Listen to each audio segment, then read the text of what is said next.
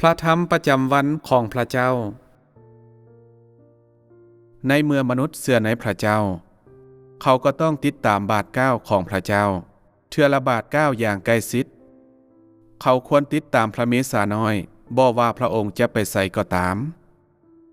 มีเพียงแต่คนเหล่านี้ที่เป็นคนแสวงหาหนทางที่แท้จริงมีเพียงแต่พวกเขาเท่านั้นที่รู้จักภารกิจของพระวิญญาณบริสุทธิ์คนที่ติดตามตัวคำเว้าและคำสั่งสอนคือกับทาสแม่นคนที่ถูกกำจัดโดยภารกิจของพระวิญญาณบริสุทธิ์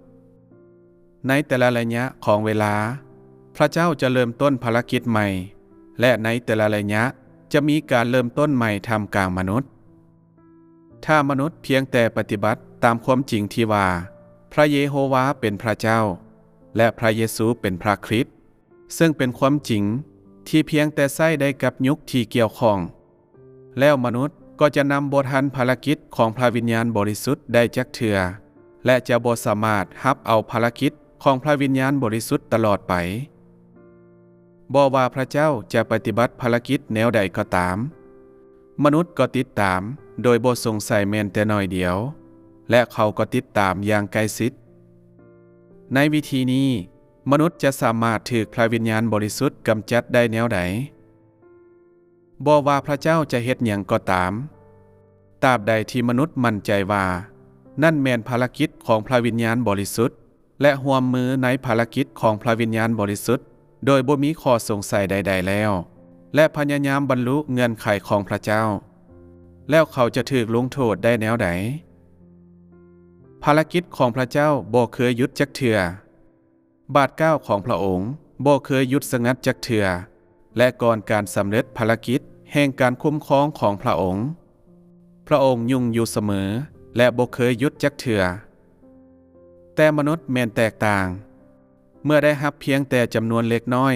ของภารกิจของพระวิญญาณบริสุทธิ์เขาก็ปฏิบัติต่อสิ่งนั้นคือกับว่ามันจะบ่เปลี่ยนแปลงจักเทื่อ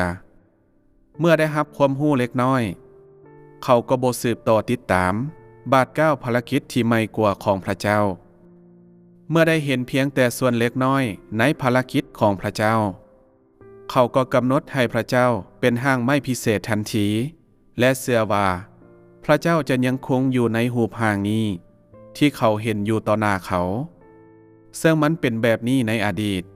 และจะเป็นแบบนี้ในอนาคตเมื่อได้รับเพียงแต่ความรู้ผิวเผินมนุษย์ก็ภูมิใจจนเขาลืมตนเองและเริ่มประกาศแบบบ่มีเหตุผลถึงอุปนิสัยและความเป็นอยู่ของพระเจ้าว่าบ่มีอยู่จริงแท้และเมื่อมั่นใจเกี่ยวกับขั้นตอนหนึ่งในภารกิจของพระวิญญาณบริสุทธิ์บ่ว่าคนที่ประกาศภารกิจใหม่ของพระเจ้าจะเป็นคนประเภทใดก็ตามมนุษย์ก็บ่ยอมรับมันนี่แม่นคนที่บ่สามารถยอมรับภารกิจใหม่ของพระวิญญาณบริสุทธิ์พวกเขาหัวบูหานเกินไปและบ่สามารถยอมรับสิ่งใหม่ได้คนประเภทดังกล่าวแม่นคนที่เชื่อในพระเจ้าแต่ยังปฏิเสธพระเจ้ามนุษย์เชื่อว่าชาวอิสราเอลแม่นผิดที่เชื่อในพระเยโฮวาเท่านั้นและบ่เชื่อในพระเยซูแต่คนส่วนใหญ่ก็แสดงบทบาทที่พวกเขาเชื่อในพระเยโฮวาเท่านั้นและปฏิเสธพระเยซูและปรารถนาถึงการกลับมาของพระเมสสิอาแต่ต่อต้านพระเมสสิอาผู้ที่ถูกเอิ้นว่าพระเยซูแล้วบ่แปลกใจเลยที่ผู้คนยังดำรงชีวิตอยู่ภายใต้อำนาจของซาตานหลังจากที่ยอมรับหนึ่งขั้นตอนของภารกิจของพระวิญญาณบริสุทธิ์และยังบ่ได้รับพรของพระเจ้านี่บ่แม่นผลของการกบฏของมนุษย์บ่ชาวคริสเตียนทั่วโลกที่นำบ่ทันภารกิจใหม่แห่งปัจจุบันล้วนแล้วแต่ยึดติดกับความหวังที่ว่าพวกเขาจะได้โชคดี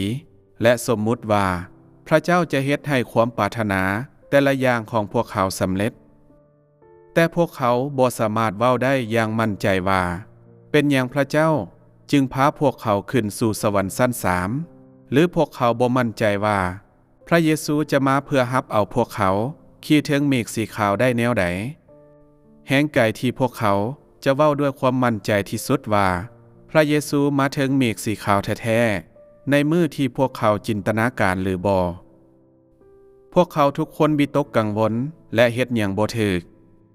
พวกเขาเองยิ่งบ่ฮู้จักว่าพระเจ้าจะพาพวกเขาแต่ละคนที่เป็นคนกลุ่มน้อยๆที่มีความหลากหลายผู้ที่มาจากแต่ละนิกายขึ้นไปหรือบ่ภารกิจที่พระเจ้าปฏิบัติในตอนนี้ในยุคปัจจุบันเจตนาของพระเจ้าพวกเขาบ่เข้าใจสิ่งเหล่านี้และบ่สามารถเฮ็ดหยังได้นอกจากนับมือด้วยนิ้วมือของพวกเขามีเพียงแต่คนที่ติดตามบากก้าวของพระเมสสาน้อยจนถึงเวลาสุดท้ายเท่านั้นจึงจะสามารถรับเอาพรสุดท้ายได้ในขณะที่คนฉลาดเหล่านั้นที่บ่สามารถติดตามจนถึงเวลาสุดท้ายแต่ยังเชื่อว่าพวกเขาจะได้รับทั้งหมด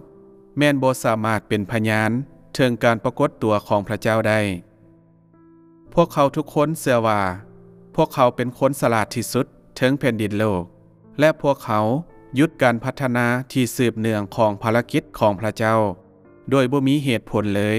และเบิ่งคือกับว่าพวกเขาเชื่อด้วยความมั่นใจที่สุดว่าพระเจ้าจะพาพวกเขาผู้ที่มีความซื่อสัตย์ที่สุดต่อพระเจ้าติดตามพระเจ้าและปฏิบัติตามพระธรรมของพระเจ้าขึ้นสู่สวรรค์ถึงแม้นว่าพวกเขามีความซื่อสัตย์ที่สุดต่อพระธรรมที่พระเจ้ากล่าวคำเว้าและการกระทำของพวกเขาก็ยังเป็นตารังเกียจหลายเพราะพวกเขาต่อต้านภารกิจของพระวิญญาณบริสุทธิ์และเหตุการณ์หลอกลวงและการซัวร้ายคนที่บ่สามารถติดตามจนถึงเวลาสุดท้ายคนที่บ่สามารถตามทันภารกิจของพระวิญญาณบริสุทธิ์และคนที่เพียงแต่ยึดติดกับภารกิจเดิมแม้นบ่เพียงแต่บ่สามารถบรรลุความซื่อสัตย์ต่อพระเจ้าแต่ในทางกงกันข้ามแม้นได้กลายเป็นคนที่ต่อต้านพระเจ้าได้กลายเป็นคนที่ถูกปฏิเสธในยุคใหม่และเป็นคนที่จะถูกลงโทษมีคนที่เป็นตาเวทนากว่าพวกเขาอยู่บ่หลายคนถึงกับเชื่อว่าทุกคนที่ปฏิเสธพระบัญญัติเดิม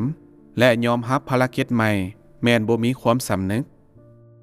คนเหล่านี้ที่เพียงแต่เว้าถึงความสำนึกและบ่ฮู้จักว่า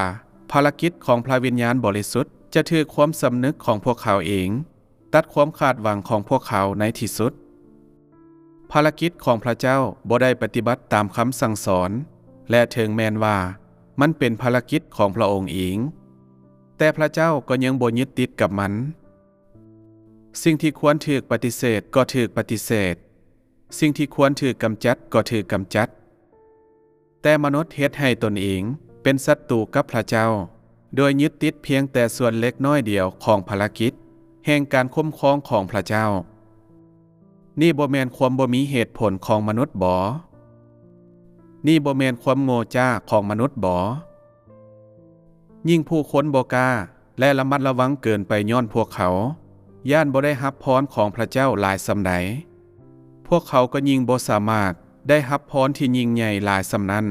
และบ่สามารถได้รับพรสุดท้ายคนเหล่านี้ที่ปฏิบัติตามพระบัญญัติอย่างทาสก็ล้วนแล้วแต่แสดงความซื่อสัตย์ที่สุดต่อพระบัญญัติและยิ่งพวกเขาแสดงความซื่อสัตย์ดังกล่าวต่อพระบัญญัติหลายสำใดพวกเขาก็ยิ่งเป็นกบฏที่ต่อต้านพระเจ้าหลายสำนั้นย้อนปัจจุบันแม่นยุคแห่งราชอาณาจักรและบ่แม่นยุคแห่งพระบัญญัติและภารกิจในปัจจุบันและภารกิจในอดีตก็บ่สามารถกล่าวในลมหายใจเดียวกันหรือภารกิจในอดีตแม่นบ่สามารถเปรียบเทียบกับภารกิจในปัจจุบันได้ภารกิจของพระเจ้าได้เปลี่ยนแปลงไป